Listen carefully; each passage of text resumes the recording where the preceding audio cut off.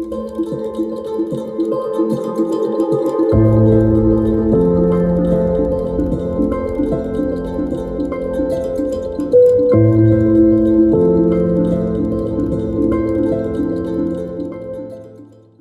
today it's great to have Ayaan Hirsi Ali on the podcast. Ayaan is a research fellow at the Hoover Institution, Stanford University, and founder of the AHA Foundation. She has written several books, including Infidel, Nomad, From Islam to America, A Personal Journey Through the Clash of Civilizations, Heretic, Why Islam Needs a Reformation Now, and The Challenge of Dawa. Her latest book, Prey, was published by Harper Collins in 2020. In 2005, Ayaan was named by Time magazine as one of the 100 most influential people in the world. Ayaan, so great to chat with you today. Scott, thank you very much for having me on. Well, now you've done, I imagine, quite a bit of podcast interviews for your new book, and you must be exhausted from talking. Well, first of all, you must be exhausted from the interviews, but you also must be exhausted telling your story, your life story over and over and over again. I'd love to, maybe we can get some new stuff out of you today. You know, who knows what's going to emerge, because I know how it goes with these interviews. You're a rebel, right? I mean, what I would really want to understand as, and you might disagree with that characterization as a rebel, and I'd love to hear that.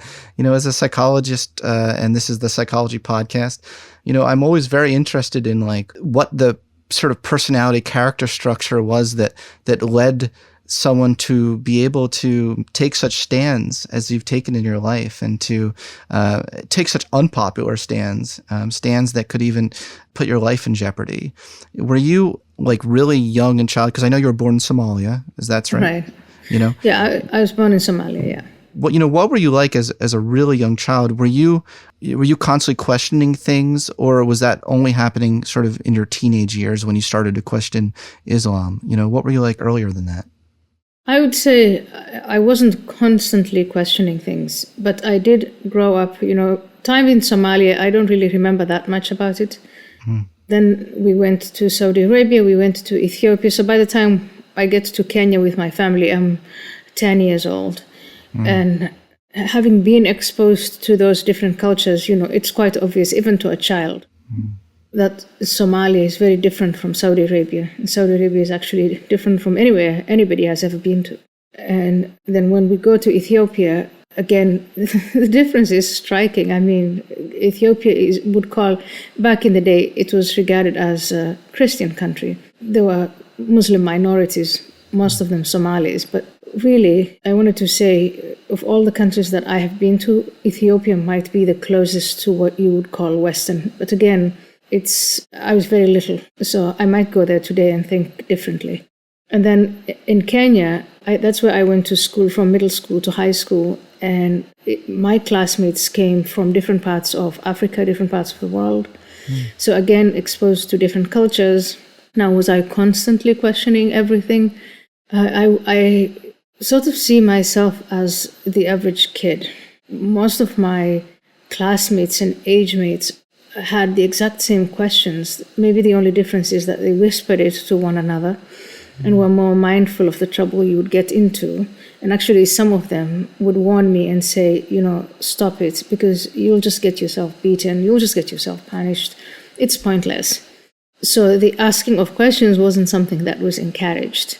But it's not something that I can lay sole claim to. I mean, everyone had the exact same questions as I had. We saw the way that boys were treated was very different from the way we were treated. The freedoms that they were given, we were deprived of those freedoms. And if you asked questions about why are things so asymmetrical, why are things so different, then the answer was always the same, which was it's God's will. And you can't argue with God's will.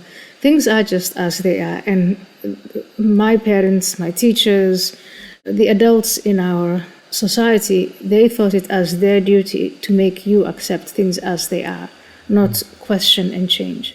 And you had some quite traumatic aspects of your childhood. You underwent genital mutilation at age 5. Is that right? I underwent genital mutilation at the age of 5, but again, that was the norm. So every girl I know underwent that. And later on, as a grown-up, when I was in the Netherlands, and I listened to people condemn it.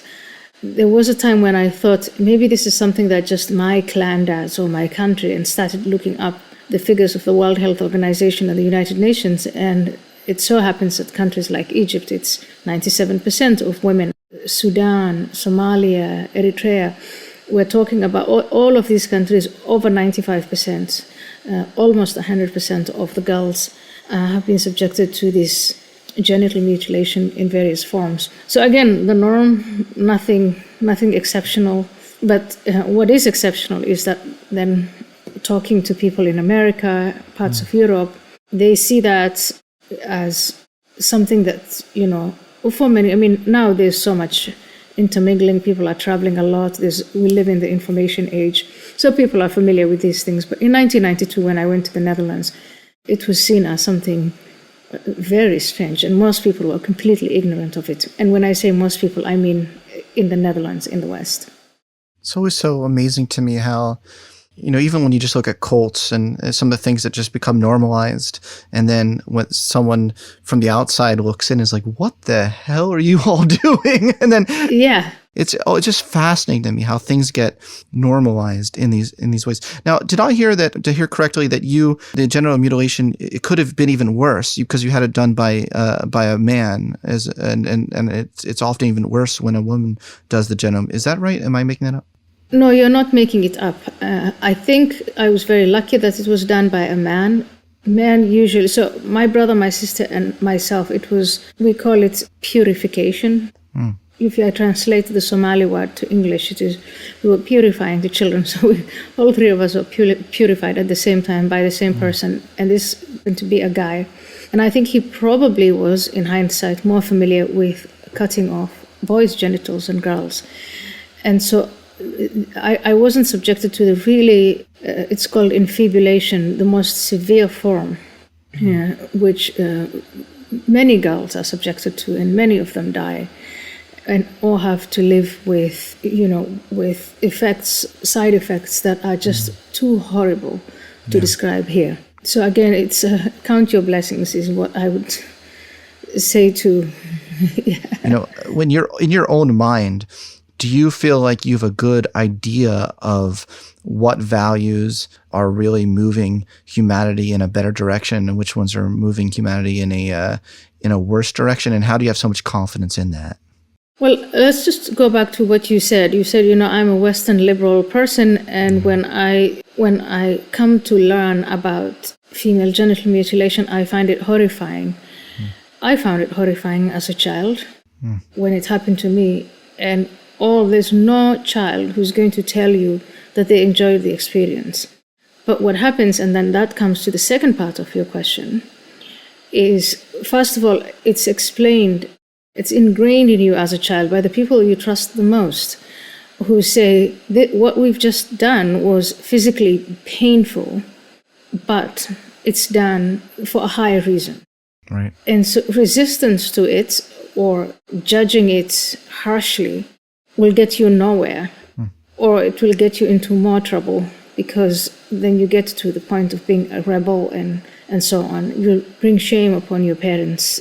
You are disobeying God. Whatever argument is used to instill that value into you and for you to adopt that value system is done. But then as an adult who gets exposed to different cultures in different settings, if you ask me to take an objective look and say, Western liberal culture, where the physical body of the human being is protected and cherished and showered with love. I'm not saying every Western person does that, but such a value system has come about. So that's enshrined in laws. There are attempts to enshrine it in treaties and so on. I personally find that superior to the value system of my parents and my clan and my bloodline and the religion in which I was raised, where all sorts of physical cruelties justified in the name of this is what God wants, this is what the Quran says, this is what the Hadith, the Prophet Muhammad's example. So I don't think it's harsh or wrong to make judgments. And I think that there are universal standards by which you can judge and can develop. But you can't do that without conflict. And one of the things that I have learned over time, and I know we're going to talk about this book at some point, is some of these values are, they cannot be reconciled. And so you're forced to make a choice. One of the things that's hard for me to understand about Western society is the line of argument that is embedded in the philosophy that if you are not a part of a particular culture, you have no right to make a judgment. And so you being a white male, you have no right to judge, you have no say over whether female genital mutilation is right, wrong, horrible, good, bad. I think that is just rubbish, and that's being charitable. Yeah, you can and you should, take moral positions. Otherwise, humanity, and again, here's maybe the short answer to the question you asked is, do you first see yourself as a human being, and do you see what you have in common with other humans? Or is the first thing that you do that you see yourself within a subcategory of human beings? And if the answer is we're all human beings, then surely there must be universal. It's a minimum. I certainly share those humanistic values. I consider myself a humanistic psychologist, so I'm all about trying to find the common humanity. I'd like to take a moment to talk about our sponsor, BetterHelp. Is there something interfering with your happiness or preventing you from achieving your goals?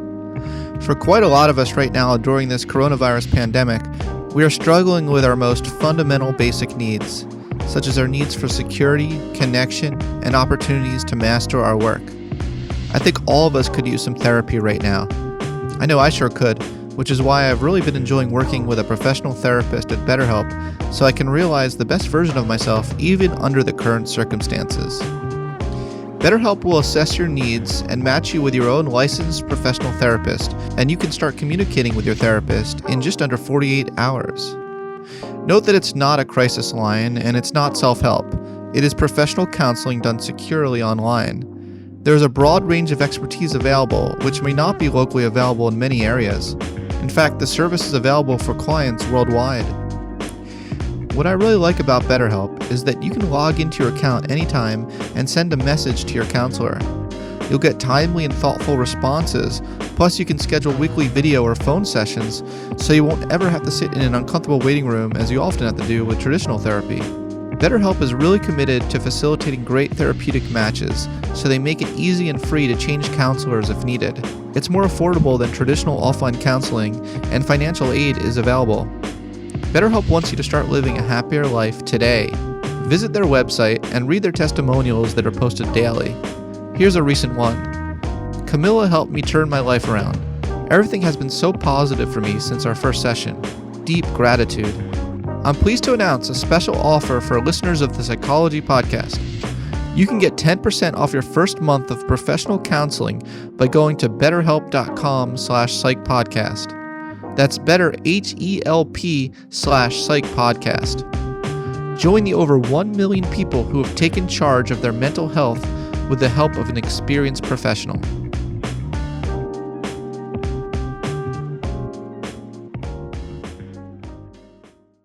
I'd like to trace a little more, sort of at what point did you start to become disenchanted with Islam? Because there was a point where you were a card-carrying member, metaphorically, but where you carried the Quran, by your side, right? And well, yes, indeed, there was a time when I consulted the Quran.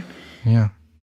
As guidance, as a source of moral guidance for me. And I was attracted, this is around 1985, and members of a movement called the Muslim Brotherhood, which is now a worldwide movement, but it originated in Egypt, came to Kenya, and there's this man I write about in my book. We call him Baqal Saum, he who fasts 100 days, and he came preaching, and so did a woman in my school, Sister Aziza. So these individuals came to us preaching about morality.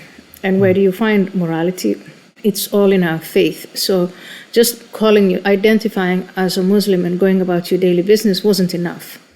You had to really show that you are a Muslim. So you had to consult the Quran and the mores of the Prophet Muhammad and try to abide by that as much as possible, and to try and make other people do it. So it's those years that I did carry the Quran around and, navigate. I just used it the way you would use a GPS system right now. Before I make a decision or before we go to the next thing, let me first consult and see what does the Quran say, what does the Prophet say. And you can imagine if you try and live your life that way, how difficult it is to navigate. And how life becomes impossible because you're carrying around a book that came about in the 7th century and you're trying to apply it to the 20th century. So back in the 1980s, that was the 20th century. So that's what I was doing. And did I rebel? No, I think I failed. I just failed to keep up with that kind of diligence and devotion, and I strayed quietly away from it.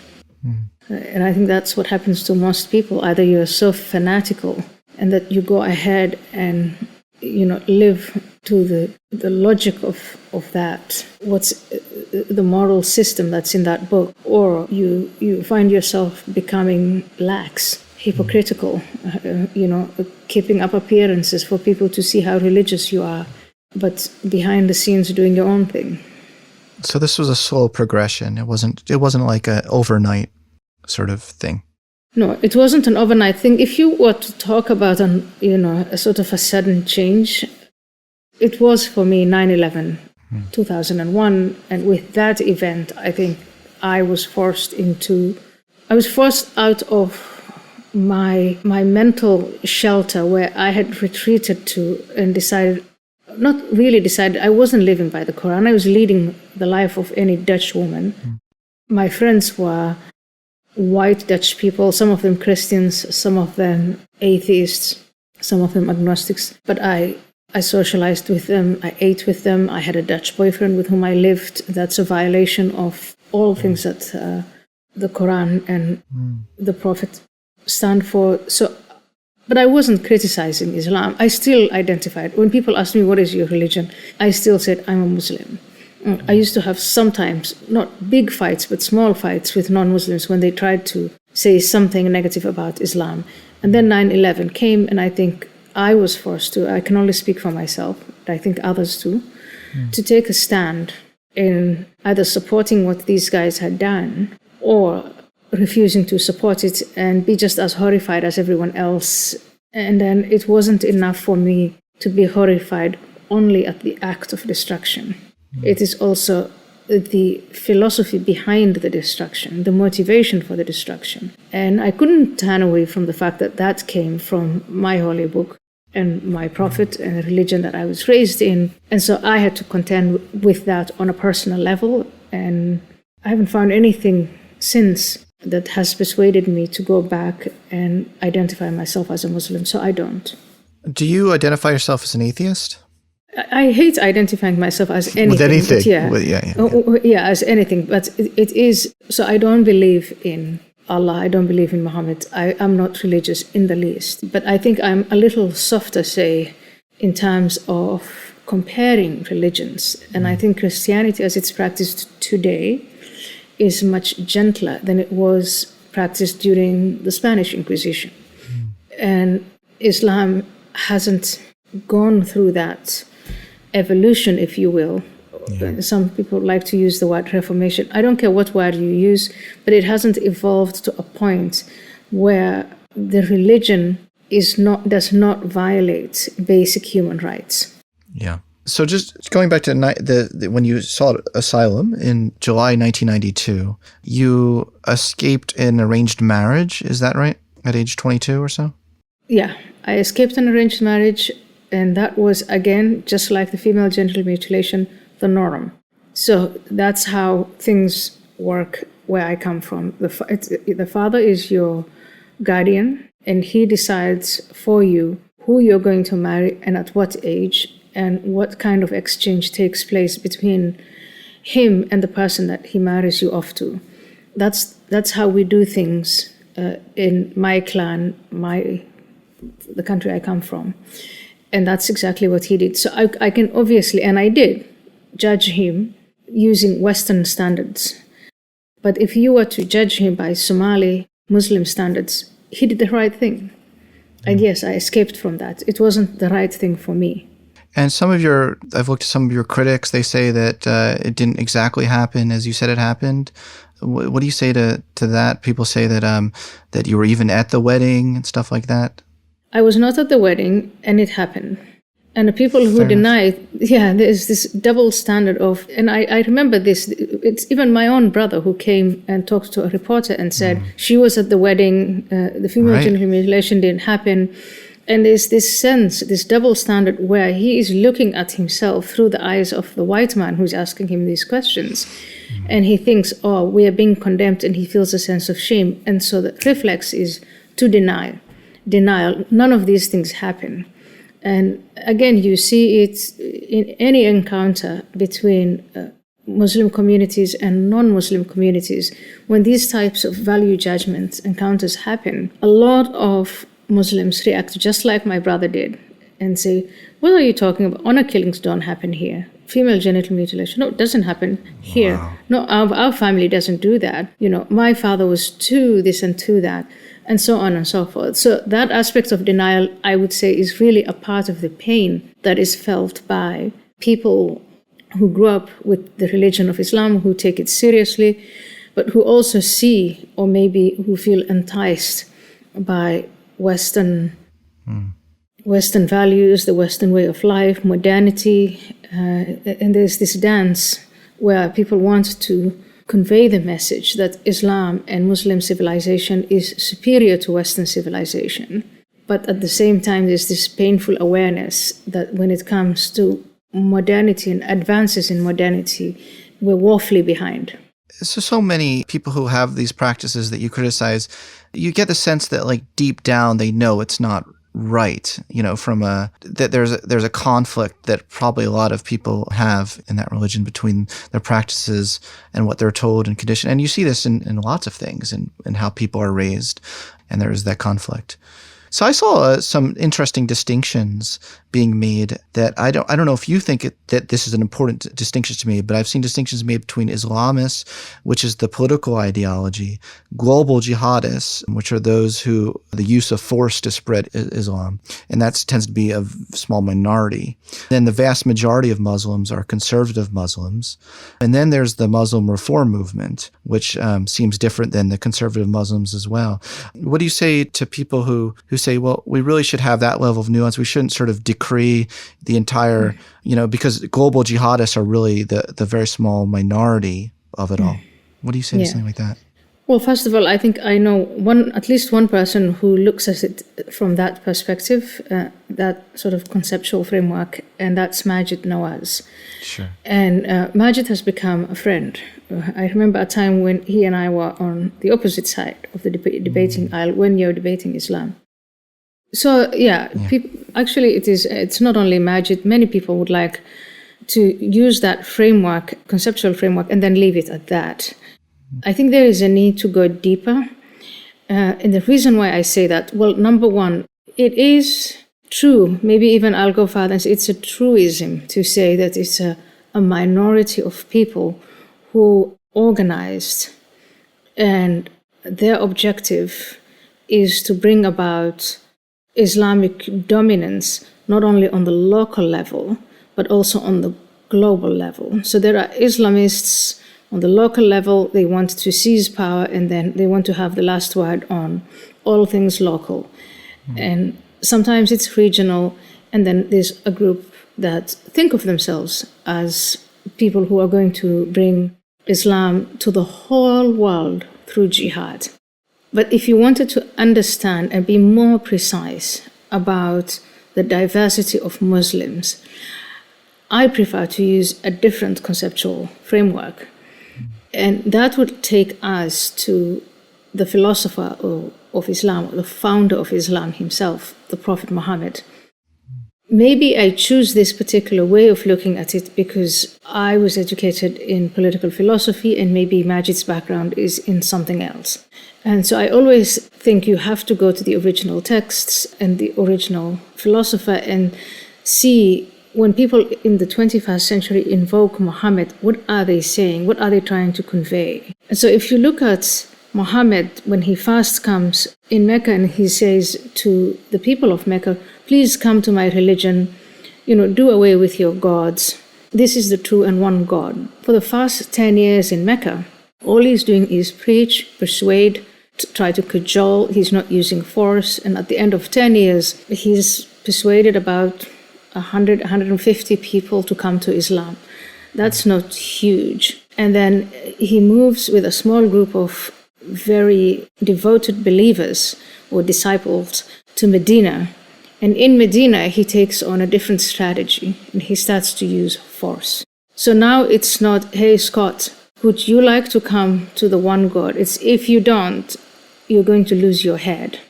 And that approach, back in that time and under those circumstances, was way more effective. And a lot of people, not just in Arabia, but across the planet, were converted to Islam through, I would say, a combination of both the persuasion, which is the invitation, it's called Dawa, but also and mainly through force.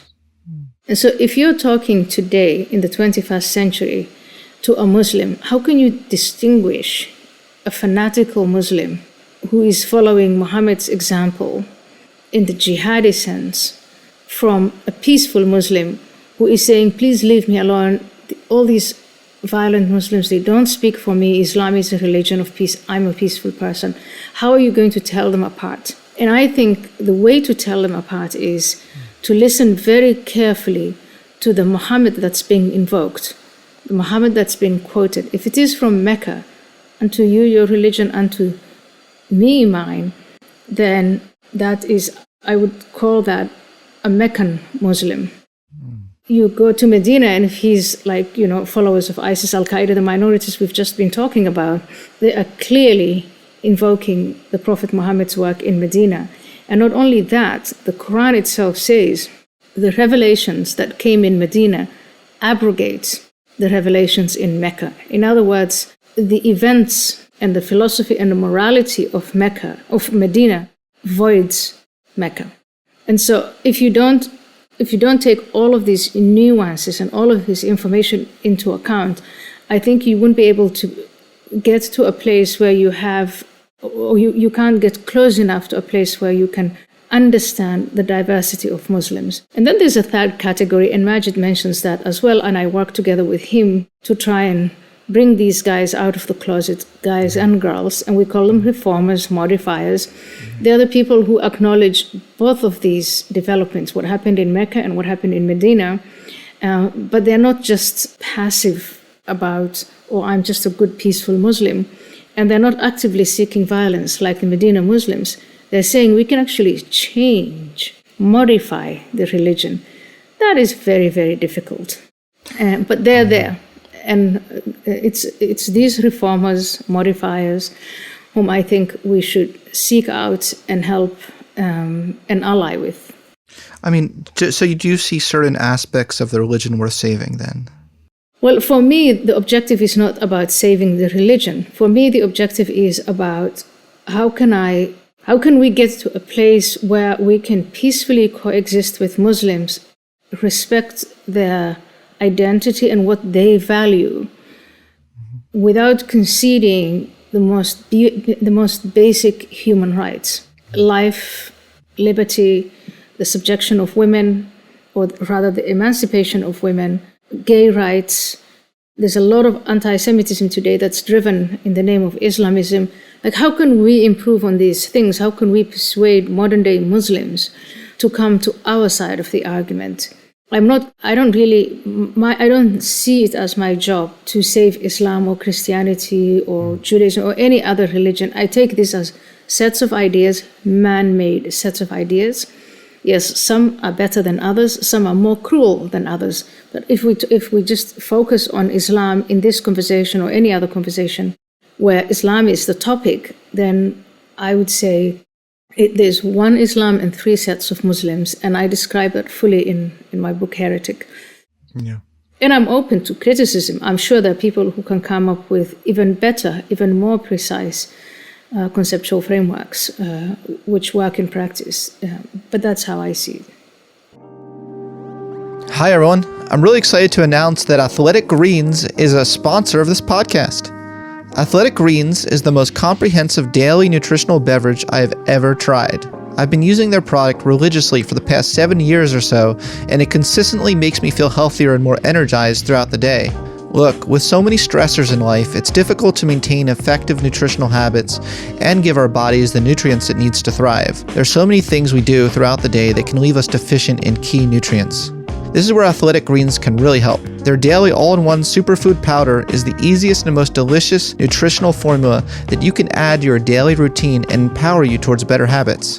Personally, I treat drinking Athletic Greens like a ritual, waking up in the morning and taking it to start my day off right. It has replaced my multivitamins and it tastes really good. One tasty scoop of Athletic Greens contains 75 vitamins, minerals, and whole food sources ingredients, including a multivitamin, multi-mineral, probiotic, green superfood blend, and more that all work together to fill the nutritional gaps in your diet, increase energy and focus, aid with digestion, and supporting a healthy immune system, all without the need to take multiple products or pills. Athletic Greens is continually improving their formula based on the latest research, and they go above and beyond in third-party testing to ensure their customers continue to receive the highest quality and best daily nutritional formula on the planet.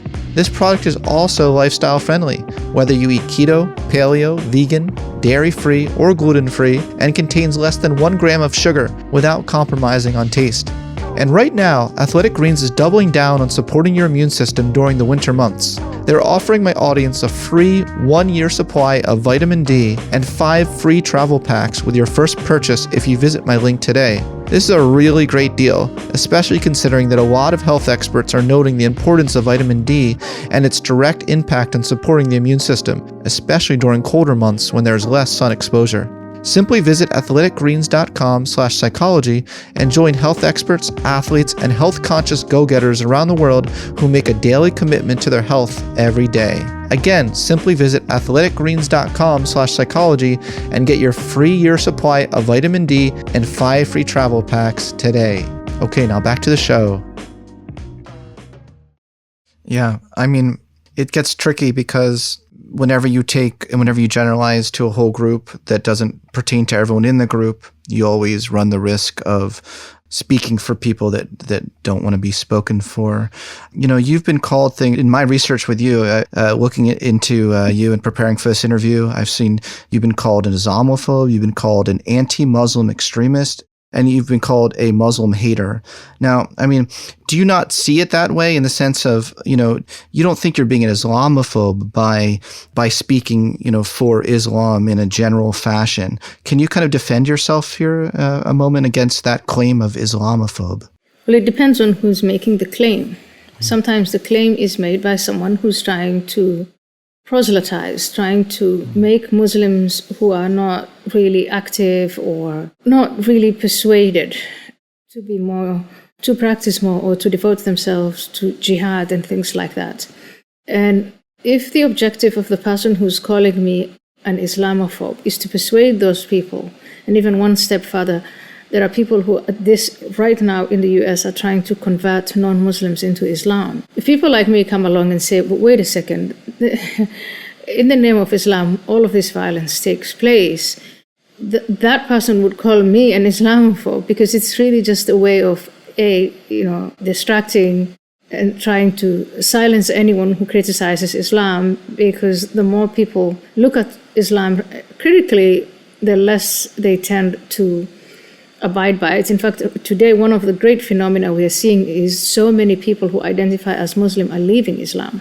Very interesting. That is really interesting. Do you know what percentages You know what? First of all, I want to tell you, it's very difficult to come by percentages because it's not the sort of thing that you advertise. Sure. Just imagine the consequences if people started to say, I'm not a Muslim. But because of the internet, I think there is a way of looking at it and making estimates. And there's one estimate, it was published in the Wall Street Journal, of about 100,000 people who call themselves Muslim leaving Islam today in America alone.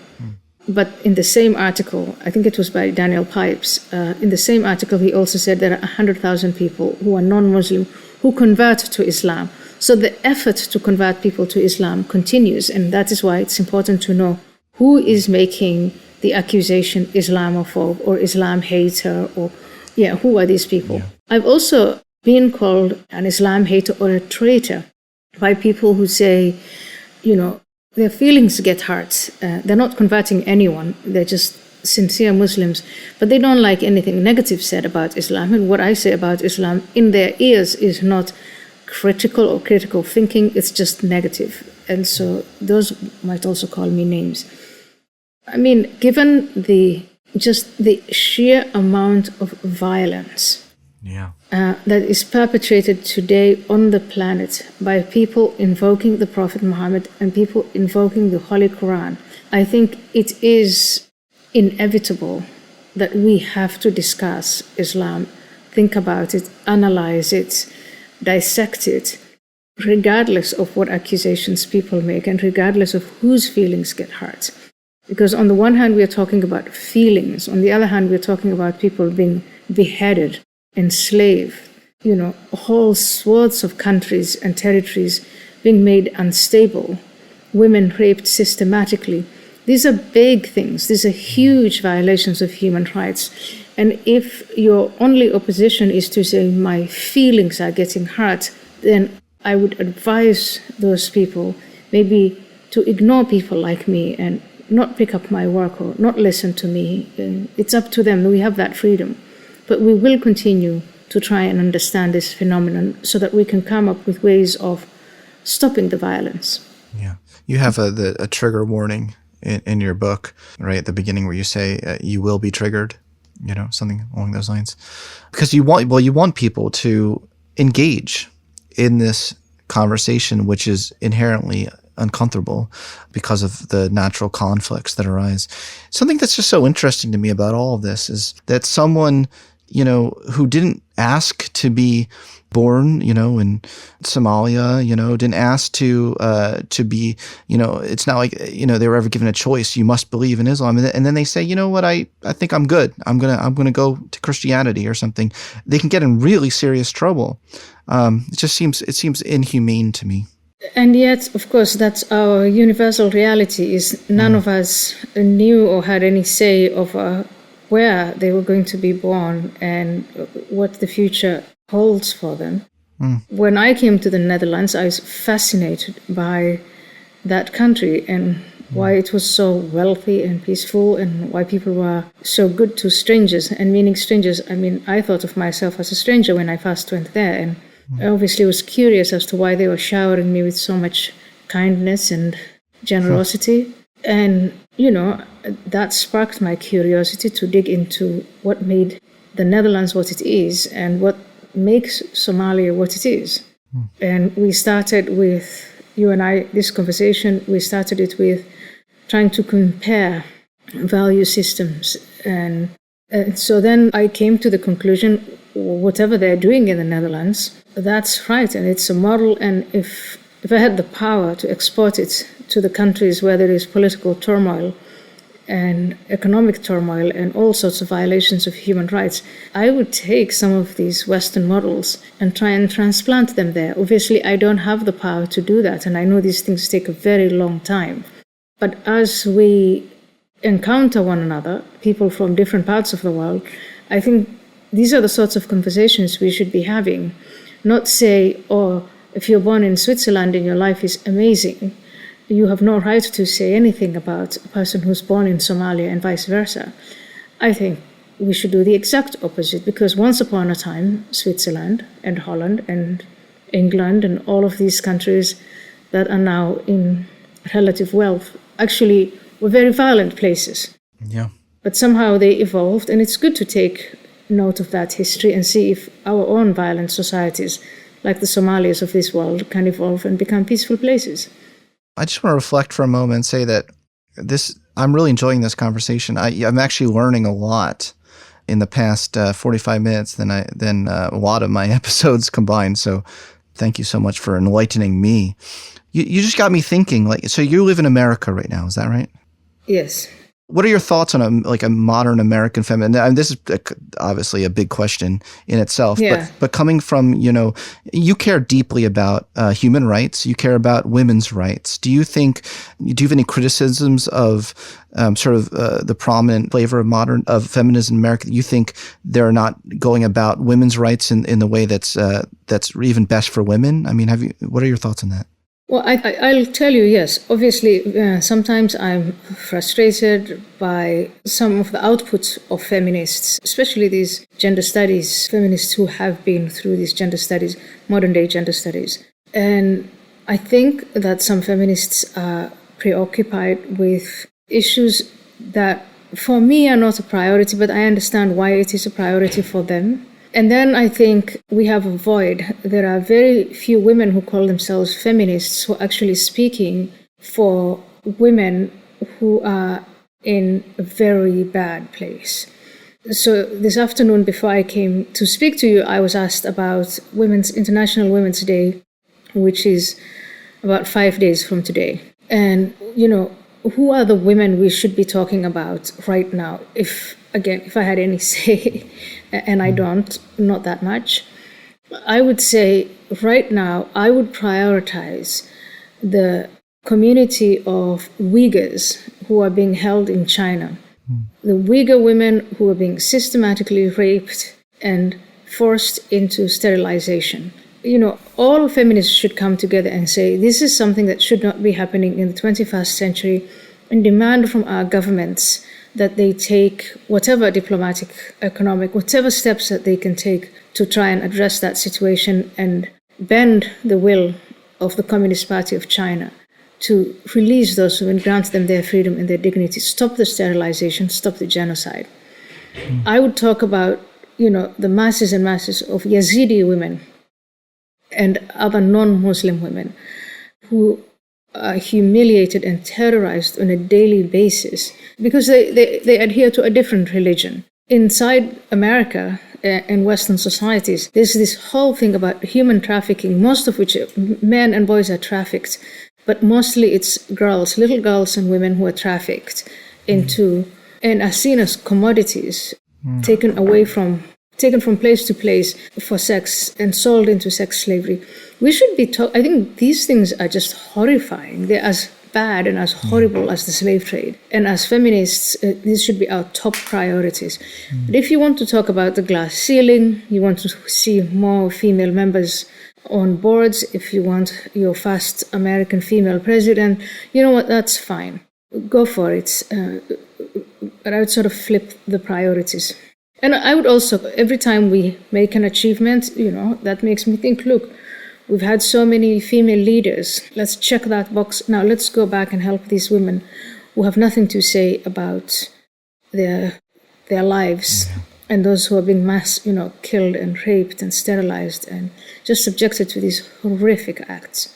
Thank you for bringing attention to these really important issues as well. I mean, you identify yourself as a feminist, surely. I mean, I know you don't like identifying yourself with anything. No, but of course I identify myself as a feminist, but it is because I understand feminism to mean someone who seeks for women to be equal before the law, and if necessary to change those laws so that that equality before the law is achieved for all women. I'm not the type of feminist who tries to bring about equal outcomes. I think that's a very, very dangerous path to go down. And the people we call woke these days, the critical race theorists, the critical justice theorists, when they talk about, they've stopped talking about equality, they now talk about equity. And it's all about equal outcomes. Again, a very dangerous utopia to pursue. But unfortunately, that is where modern day feminists find themselves. So it's good to clear the confusion. Yeah. Oh, I agree. I mean, you're a real humanitarian. Thank you. There are so many others. There are lots and lots of people who are doing a much better job than I am doing. But these are the questions. So if are you a feminist? Of course I'm a feminist, and so are you. Anybody who thinks that men and women are equal before the law and deserve equal treatment, equal respect, dignity. Everyone who thinks that and who acts on those premises is a feminist. Okay, so let's talk about your book in the last 2 minutes of our conversation today, but I do want to get some of these ideas in there. You discuss in your book first of all, there are various potential causes for violence against women in Europe outside of immigration-specific issues. I'm just curious why in your new book you decided to focus on the particular demographic, mainly, men from particular countries, in your decretal against rising rates of sexual assault toward women. I was just wondering why you focused on that in particular. So I think the first reason is scale. It is just the sheer number of attacks and the fact that they're going to increase. Those attacks are going to increase because the number of men coming from Muslim majority countries is going to increase, not only through immigration, but also through birth, etc. Having said that, I really want to make it very, very clear that not all Muslim men engage in sexual violence or have contempt for women. There are lots of Muslim men, some of whom I've spoken to for this book, who are completely assimilated into the European society that they've come to and are full of respect for women and would never do any such things. The second reason why I focus on this particular group is because far-right and populist parties are taking advantage of this situation, exploiting this increase in sexual violence against women perpetrated by men from Muslim majority countries for their own narrow path to power. So they're exploiting the situation. I think if mainstream parties, center-left and center-right, if they take up this situation, if they take up this issue and do something about it, that the extreme right-wing parties will not benefit, probably evaporate. And that's what we want for them. And finally, we do have a well-established Islamist. This is radical political Islamist groups that prey on the young men. And they say to the authorities in Europe, yes, sexual violence against women has gone up. And they don't deny that it's men from these countries that are committing it. But the remedies that they put forward are along the lines of all women should stay at home and they should cover themselves up. And in these societies, you're selling alcohol. You shouldn't be doing that. So it is really a way of, number one, you want the violent acts against women to stop, to cease, including violence against immigrant women committed by immigrant men. You have to take into account the political salience and significance of this phenomenon.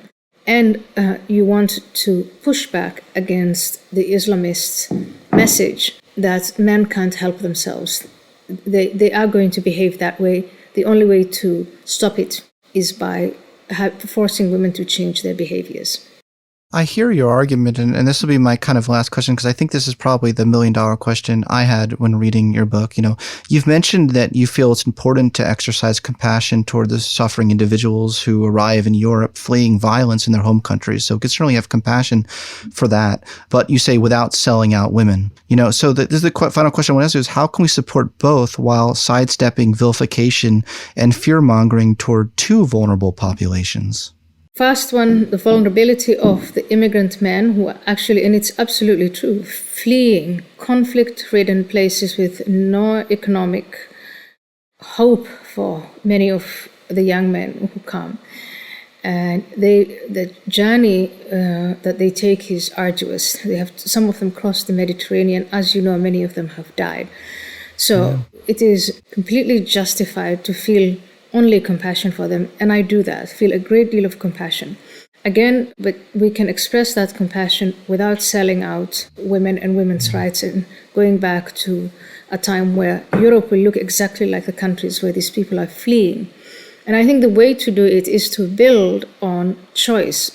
And this is, as an adult human being, if all the norms and values are made explicit in the countries, in the host countries, and then you give each and every individual the choice, and you say, if you refuse to abide by these rules, you could have a point system, there are so many different ways to implement this, but the basic philosophy is you have a choice.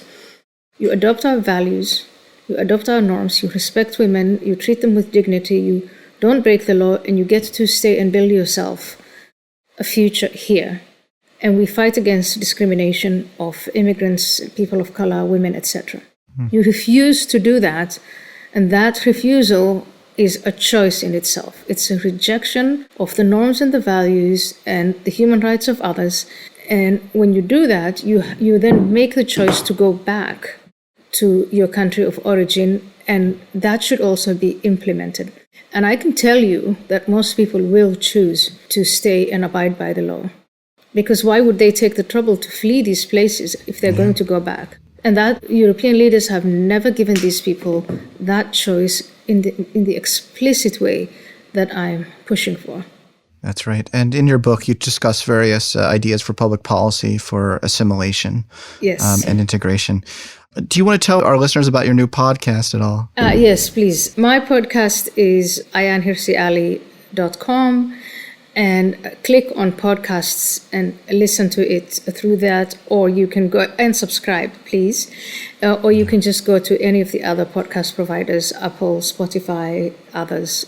And again, I urge you, please, to subscribe. Wonderful. Thank you so much for your compassion, humanitarianism, and for your time today on my podcast. Thank you, Scott. And I also really enjoyed talking to you, and I wish we had more time. Well, let's talk again someday. Fantastic. Thank you so much. Thank you. Bye. Thanks for listening to this episode of the Psychology Podcast. If you'd like to react in some way to something you heard, I encourage you to join in on the discussion at thepsychologypodcast.com. That's thepsychologypodcast.com. Thanks for being such a great supporter of the show, and tune in next time for more on the mind, brain, behavior, and creativity.